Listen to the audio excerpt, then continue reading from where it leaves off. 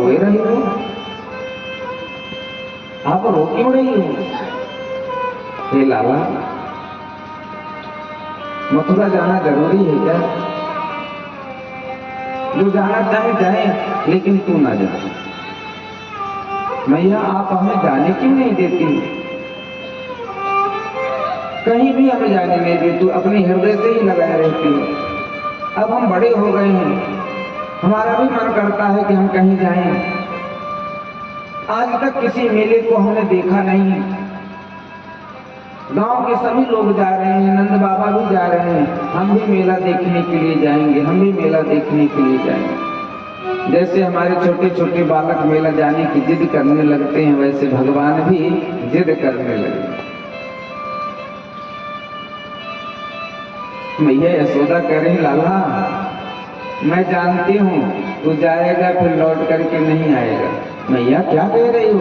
मैं जा रहा हूँ, बस परसों ही लौट करके चला आऊंगा।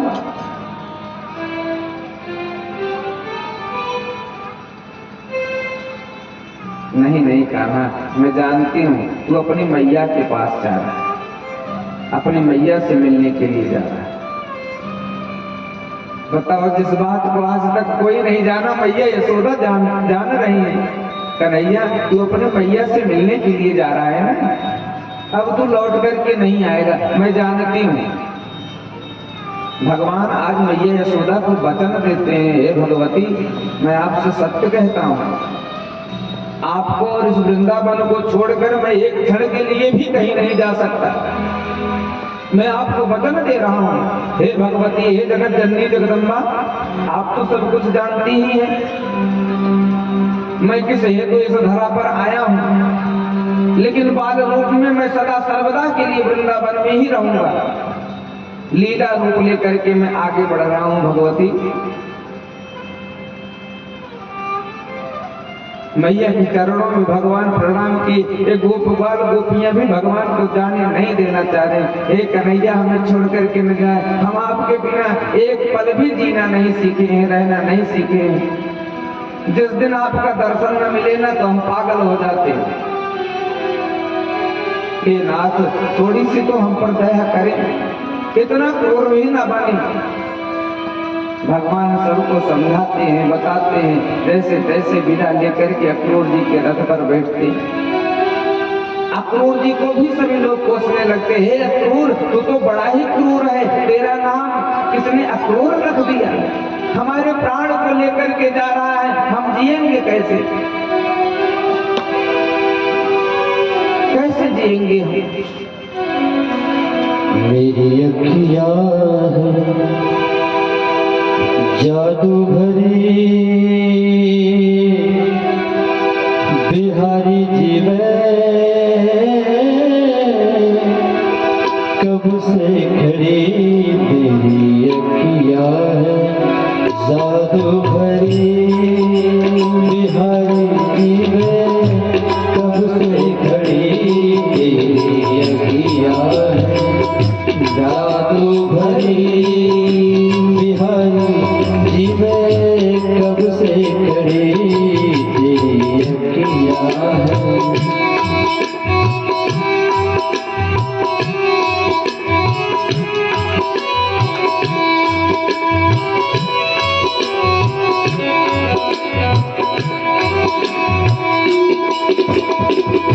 सुन लो मेरे श्याम सरोना, तुमने ही मुझ पर कर दिया टोना।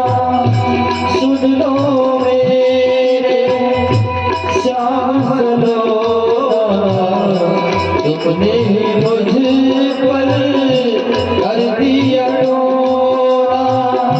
तुमने ही मुझ पर कर दिया टोना।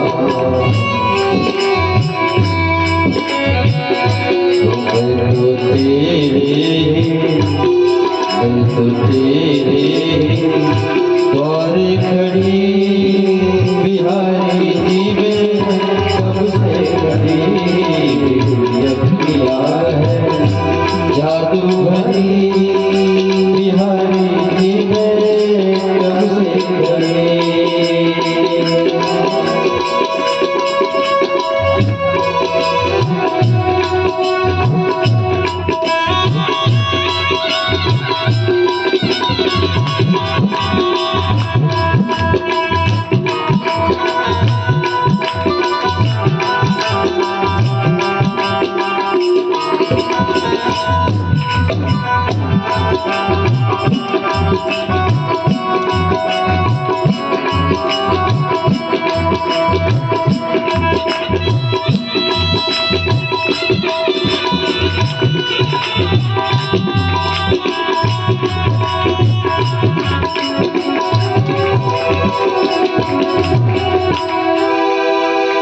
तुम सा ठाकुर और न पाया, तुम सा ठाकुर और न पाया, तुमसे ही मैंने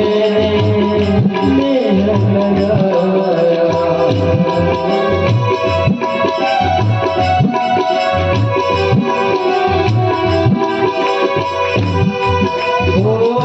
तुम सा ठाकुर और न पाया, तुमसे ही मैंने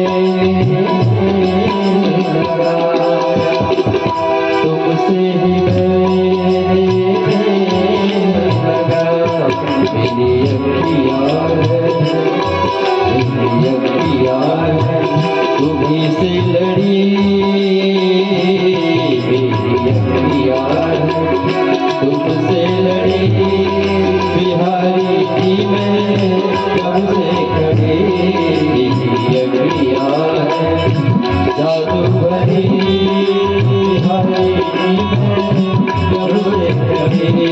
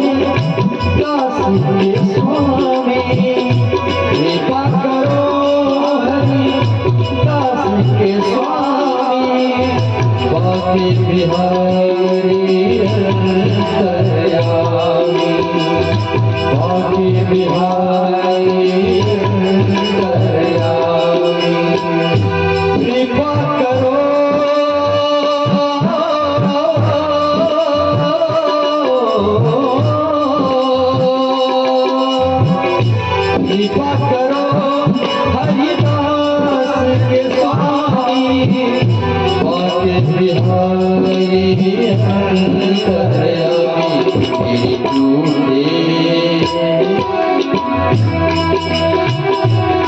मेरी टूटेगा भजन की लड़ी, मेरी टूटेगा भजन की लड़ी, बिहारी में कब से खड़ी, है साधु भरी, बिहारी में कब से खड़ी।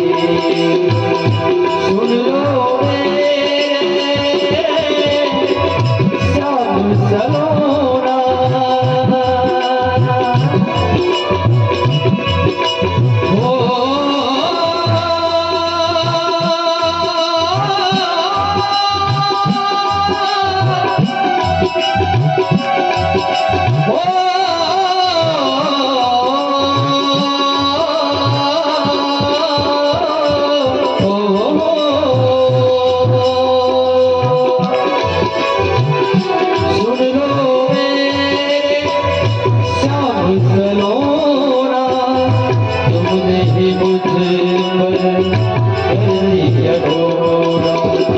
कब से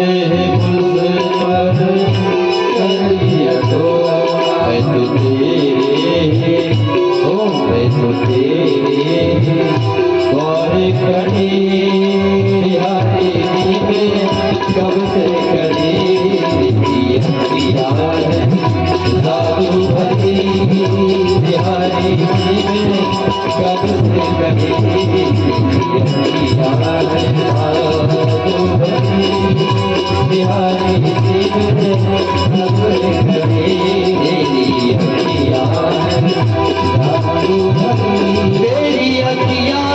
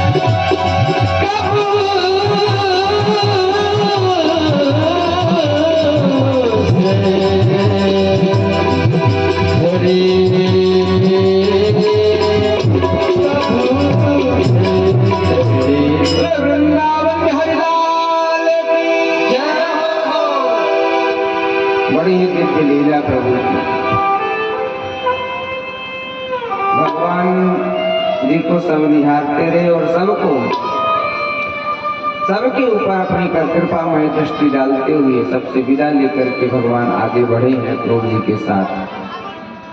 मथुरा के सन्निकट जब क्रूर जी पहुंचे तो धीरे धीरे सुबह था, संध्या बेला थी, संध्या वंदना करनी थी, इसलिए भगवान से कहने लगे कि हे प्रभु थोड़ा से आप विश्राम करें, तब तक मैं स्नान कर लूं। ठीक है क्रूर काका आप स्नान कर लीजिए।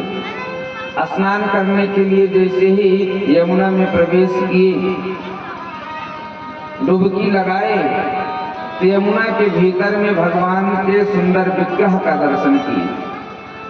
भगवान अपने पार्षदों के साथ, सेवकों के साथ बड़ा ही आनंद भाव के साथ विराजमान है।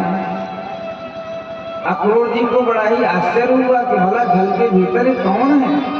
ध्यान से देखे तो कृष्ण बलराम जी शेष रूप में हैं और भगवान शेष सैया पर विराजमान है। जल से बाहर निकले तो देख रहे हैं कृष्ण बलराम तो रथ पर बैठे हैं। जब ये रथ पर बैठे हैं तो जल के भीतर कैसे चले गए, फिर से डुबकी लगाई। अब देख रहे हैं कि भगवान कृष्ण बलराम के चारों तरफ सभी देवी देवता खड़े हैं।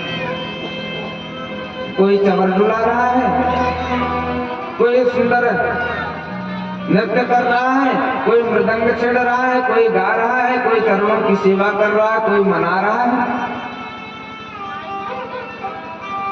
भगवान जल के बाहर फिर से अक्रूर जी जल से बाहर निकले तो फिर देख रहे हैं कृष्ण बलराम रथ पर विराजमान है।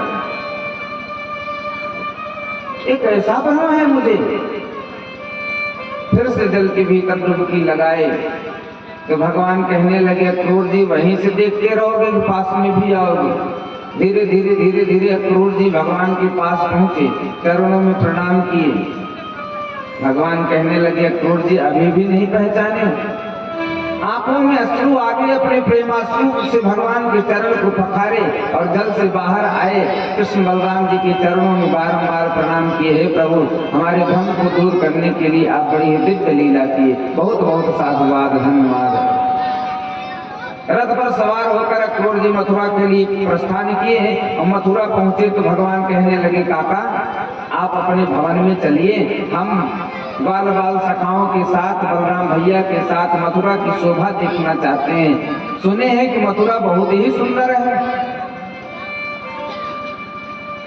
हाँ बहुत ही सुंदर है मथुरा, लेकिन यहाँ पर पापियों का बसेरा हो गया, अभिमानियों का बसेरा हो गया। काका चिंता न करें, उन अभिमानियों को दूर करने के लिए ही तो हम आए हैं। भगवान रथ से उतरे, अपने बाल सखाओं के साथ आगे बढ़े तो देख रहे यमुना के तट पर एक धोबी कपड़ा धुल रहा है। भगवान कहे चलो हम लोग फटी पुरानी पहने हैं, मेला में चल रहे हैं, कुछ अच्छे वस्त्र पहन लें।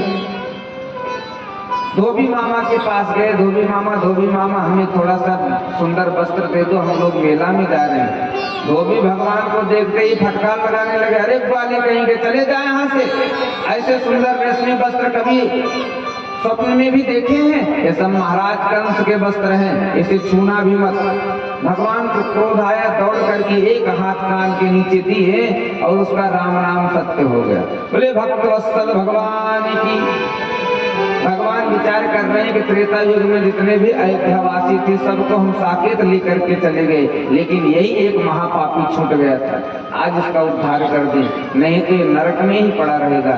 जगत जननी जगदम्बा भगवती देवी सीता तो जगत जननी है, माता है। कुपुत्रो जाए तो क्वचिदब कुमाता न भवती माता, कभी भी कुमाता नहीं होते, पुत्र कुपुत्र हो जाते हैं। अरे कुपुत्र ना हुआ होता तो मैया पर लांछन लगाता, मैया तो इसके अपराधों को क्षमा कर दी है, लेकिन जब तक इसे हम मुक्ति नहीं प्रदान करेंगे तब तक भवसागर से पार नहीं हो सकता। आज उद्धार किए उस धोबी का। कंस के वस्त्रों को भगवान पहन करके धीरे आगे बढ़े तो एक दर्जी देखा, भगवान को देखकर हंसने लगा और बड़ी जोर जोर हंसने लगा। तो भगवान दर्जी के पास पहुंचे, क्या बात है भाई, क्यों हंस रहे हो इतना? भगवान वस्त्र पहने, इतने बड़े बड़े वस्त्र हैं कि उसमें 4-6 कृष्ण बलराम अगर बैठ जाएं फिर भी वस्त्र बड़े रहे। भगवान के वस्त्र उतरवा करके ये दर्जी महोदय सभी वस्त्रों को काट छाट करके भगवान के नाप के बना दिए। भगवान शोभा पाने लगे और उस दर्जी को अपने चरणों में स्थान दिए, भक्ति प्रदान की। आगे बढ़े तो एक मथुरा में सुदामा नामक माली जी रहते हैं। ये वो वाले सुदामा नहीं है, ये सुदामा माली है जो मथुरा में रहते हैं। भगवान को देखते ही मोहित हो गए, कंस के लिए माला बनाकर ले जा रहे थे, दौड़े दौड़े आए, कृष्ण बलराम जी के गले में माला पहना दी। इस माली को भी भगवान अपनी भक्ति प्रदान किए। आगे बढ़े, एक कुबड़ा है, कुबड़ी बढ़िया सुंदर पंकराज का चंदन बना करके कंस के लिए जा रही है। भगवान को देखी मोहित हो गई, माथे पर पूरा चंदन लगा दिया बड़ी भाव के साथ। हम लोग भी भगवान की पूजा करते हैं, वस्त्र पहनाते हैं, माला पहनाते हैं, चंदन लगाते हैं, लेकिन हमारी पूजा में वो भाव नहीं रहता, वो श्रद्धा नहीं रहता, तो भगवान ही हमारे लिए कितना करे। भैया लो हल्दी चढ़ाओ, एरोली चढ़ाओ, लिए और फेंक दिए, माला फूल चढ़ाओ, फेंक दिए। धूप दीप तो केवल नाम करने के लिए, रुपया पैसा चाहे जितना कहो चढ़ा दे, लेकिन पूजा में जब भाव ही नहीं है तो पूजा का फल नहीं मिलता। देखो ये माली कितना प्रेम से भगवान को माला पहनाया। एक कुबड़ी जो है कितने भाव के साथ भगवान के माथे में चंदन लगाई। भगवान जो है भाव के भूखे हैं, आडंबर के नहीं, भाव के भूखे हैं भगवान। भाव ही एक सार है, भाव से जो भजता है भाव सागर से बेड़ा पार। भगवान को दया आई, कुबड़ी आगे बढ़ने लगे तो भगवान हाथ पकड़ लिए, कहाँ जा रही हो सुंदरी? कुबड़ी कह रही, अरे लोग मुझसे घृणा करते हैं, मुझे देखते ही इधर उधर घूम जाते हैं, और ये मुझे कह रहे हैं सुंदरी, मैं इतनी सुंदर हूँ क्या? भगवान हाथ को पकड़े, एक पैर पर अपना पैर रखे, एक हाथ कमर पे लगाए, दूसरा हाथ से उसका हाथ पकड़े और ऐसी झटका मारे कि उसका कुबड़ ही गायब हो गया, परम सुंदरी बन गई। जब भगवान जाने लगे एक कुबड़ी हाथ पकड़ ली। इस कुबड़ी का नाम है त्रिवक्रा। 3 जगह से टेढ़ी थी, इसलिए इसका नाम त्रिवक्रा है। सैरंध्री से कहते हैं, कारण कि कंस की दासी थी, दासी को सैरंध्री कहते हैं। कुबड़ी तो इसलिए लोग कहते हैं कि कुबड़ निकल आया था, 3 जगह से टेढ़ी थी। भगवान जाने लगे तो कुबड़ी हाथ पकड़ ली, प्रभु कहाँ जा रहे हैं मैं छोड़ करके? आप हमारे साथ हमारे महल चले। भगवान कह रहे नहीं नहीं नहीं, अभी कुबड़ी ये समय नहीं है, अभी हमें बहुत सारा कार्य करना है, इस कार्य को पूरा कर लूं फिर लौट करके आऊंगा तुम्हारे पास। कुबड़ी प्रतीक्षा करने लगी। भगवान गए यज्ञ, जहां पर धनुष यज्ञ हो रहा है, धनुष यज्ञ में प्रवेश किए, धनुष का 2 खंड किए, एक खंड कृष्ण बलराम लिए, सैनिकों का संहार करते हुए रंगमंच की तरफ आगे बढ़े, जहां पर कंस अनेकों पहलवानों के साथ, राक्षसों के साथ बैठा है, भगवान की प्रतीक्षा कर रहा है। द्वार पर एक कुबलिया पीठ नामक हाथी को लगाया है। महावत से कहा है कि जैसे ही कृष्ण बलराम आवे तुरंत हाथी से कुचलवा देना, और हाथी जैसे ही दौड़े कुचलने के लिए बलराम जी कुबलिया पीठ हाथी की सूंड पकड़ करके उठाकर पटक दिए, उसका राम नाम सत्य हो गया। बोले भक्त वत्सल भगवान की जय। और भगवान जब रंगमंच में प्रवेश किए ना, तो वहां पर जितने भी लोग विराजमान हैं वो सब भगवान के रूप को देख करके मोहित हो गए, और जो जिस रूप में भगवान को देख रहा भगवान उसी रूप में दिखाई पड़ रहे हैं। सुखदेव स्वामी कह रहे हैं कि मल्लानाम सनिर्णाम नरवरहा स्त्रीणाम स्मरो गोपानां स्वजनो सतां चितभुजां शास्ता स्वपित्रो शिशुः मृत्युर्भोजपतेर्भिराड विदुषां तत्त्वं परं योगिनां विष्णीनां परदेवतेति विदतो रङ्कं गतः साग्रजः, रङ्कं गतः साग्रजः। इस मल्ल आपके शाला में जितने भी लोग हैं, जिस रूप में भगवान को देख रहे हैं उसी रूप में भगवान सबको दिखाई पड़ रहे हैं। जाकी रही भावना जैसी प्रभु मूरत देखी तिलक लसता ऐसी।